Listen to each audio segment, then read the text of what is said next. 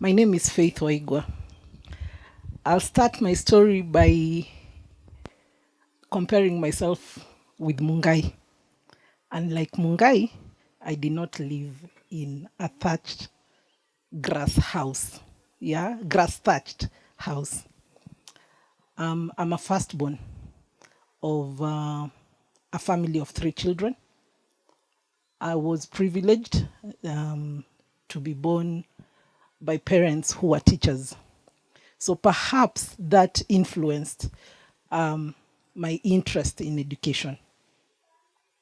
I'll jump the years of the when I was young. Basically, my parents all along rented a house, or at least we were housed in the school fraternity estates. So we did not really suffer. We just had the basics. We didn't have extra, but we had the basics.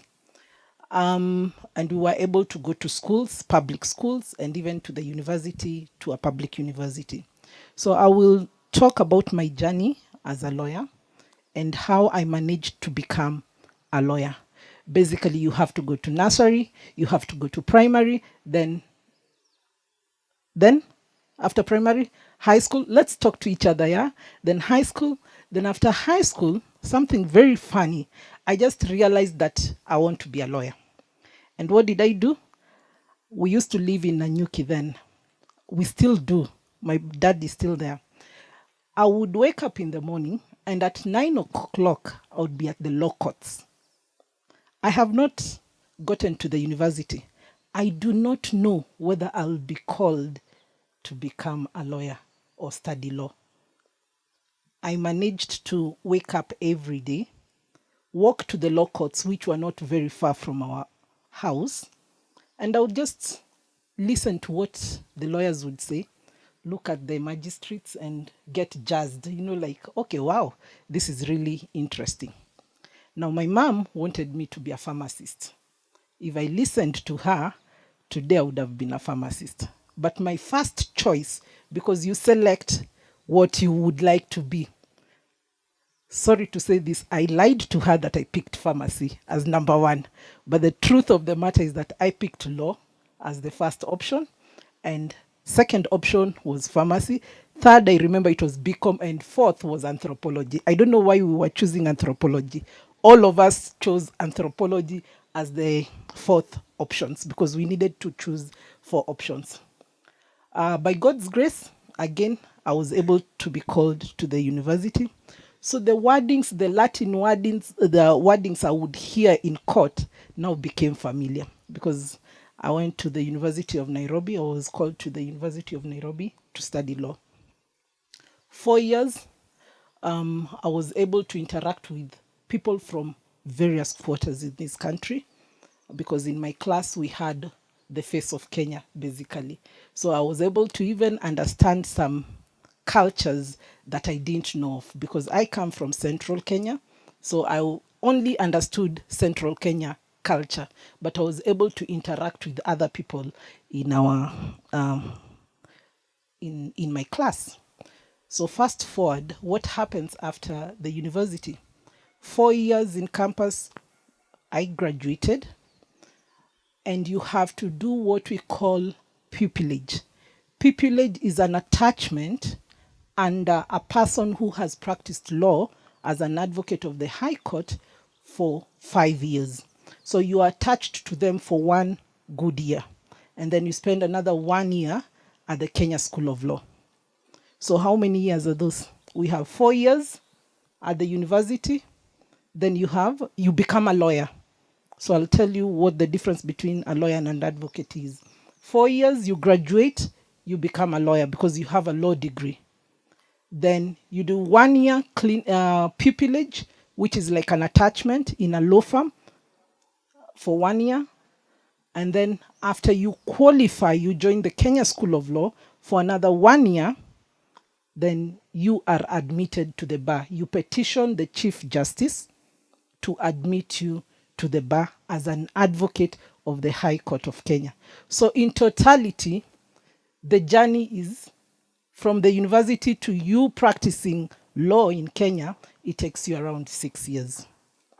And I'll ask questions. What did I just say? How do you become an advocate? You didn't hear. I'm frustrated. Who can tell me? Anyone?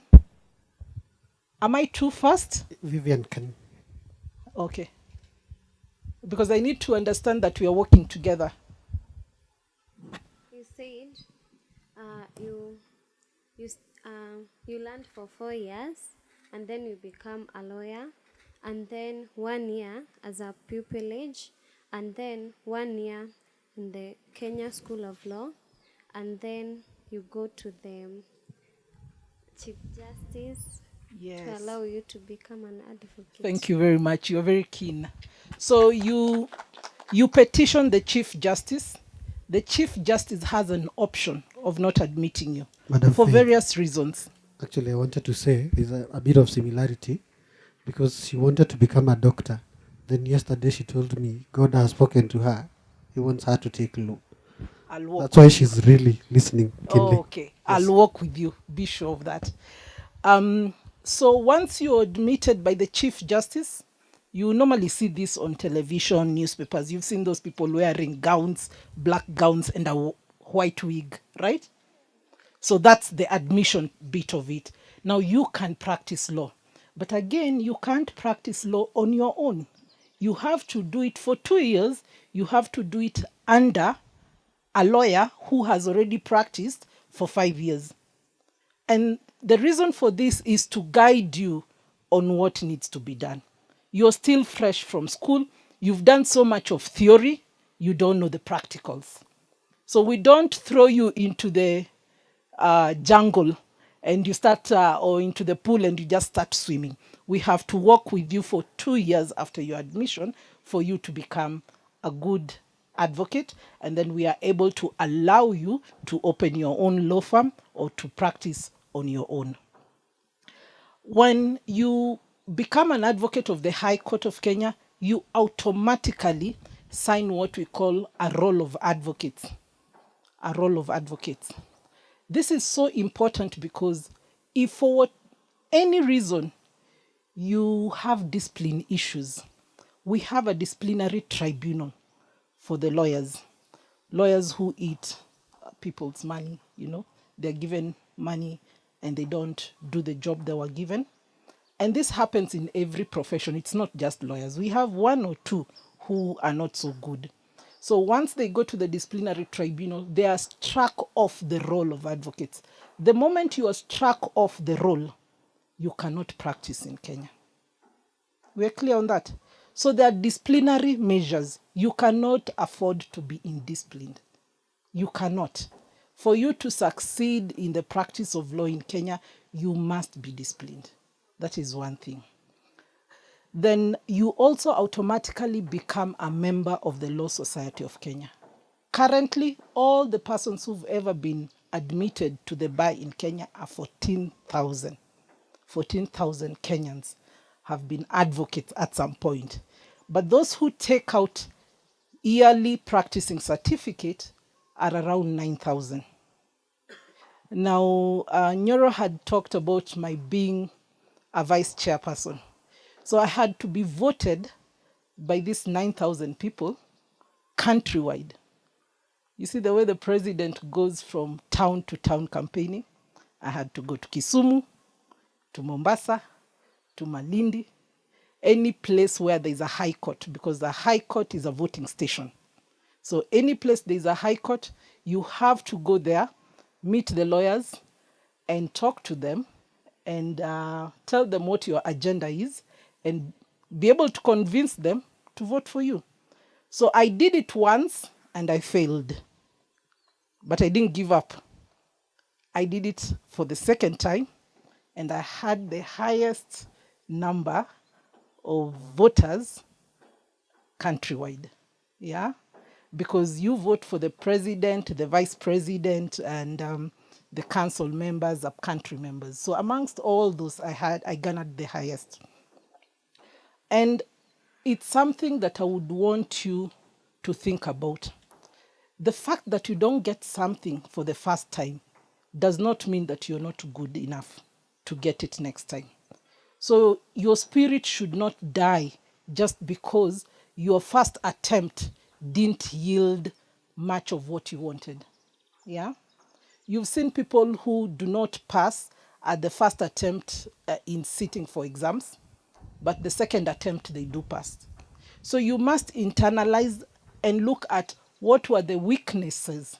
What is it that I didn't do right that made me not get what I want? And how can I change the situation, the circumstances then, to make sure that I'm able to attain what I want? Persistence in life has been my goal. I do not imagine there is anything impossible. To me, nothing is impossible. If you have God with you, you don't need any other person, basically. So, I mean, look at the world all over. There's nothing special about an individual for them to scale certain heights. It's just discipline and persistence. I'll give you an example which might not be very good depending with what your political affiliation is.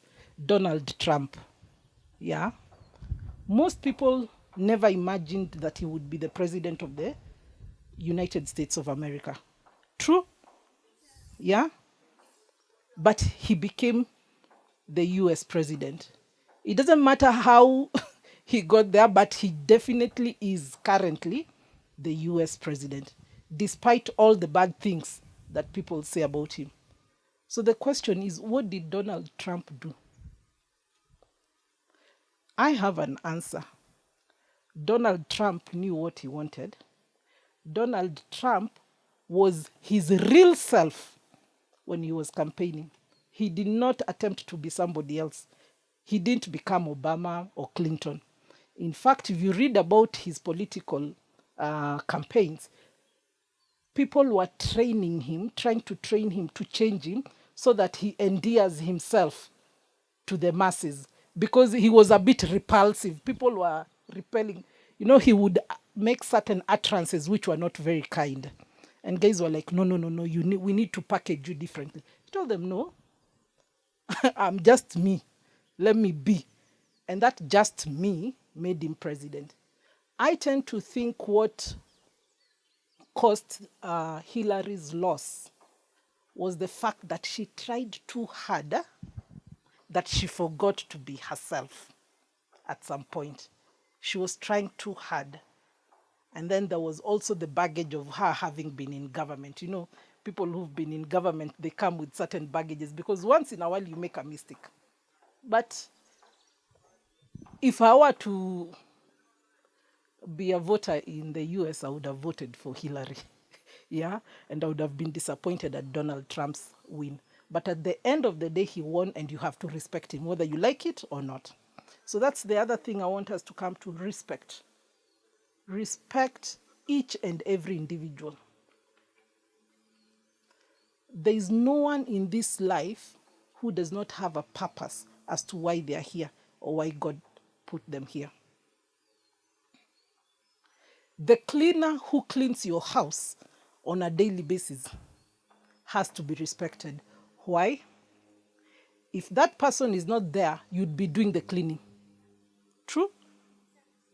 Then somebody like me, would I go to work or start cleaning? I would start cleaning, then get late for work. So this person is so important. And why I'm saying that is because I know most people look down upon cleaners at home, their housemaids. Yet they're the ones who give you time to actually go and fend for your family at work. So you don't respect people just because she's a vice president of the Law Society. No. You have to respect somebody from down to up. The president of the country, whether you like them or you don't like them, for one reason or another, God placed that person there for a purpose. You must respect that person. The way you conduct yourself in your daily chores You must conduct yourself in a way that is respectful to those who are around you. So that's the second thing about life. Be respectful. In this era of social media, there is so much vitriol on social media that when you meet these people face to face, you're wondering, is it you who wrote that kind of stuff on Facebook or on Twitter? Yeah? You don't want to be that kind of a person. When you'll start looking for jobs, one of the things that I do when I'm employing people is to check their social media posts. And I can tell you it does influence whether you are going to be employed or not, because it speaks about the inner you.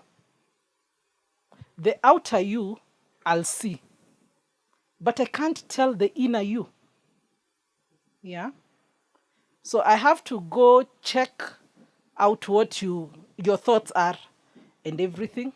And if you're somebody who is abusive, honestly, you're going to abuse me as your boss. Yeah? So it will be very difficult for me to employ you if you are very abusive. Not even very, if you are abusive. We can always differ in ideology, but we do so with a lot of respect.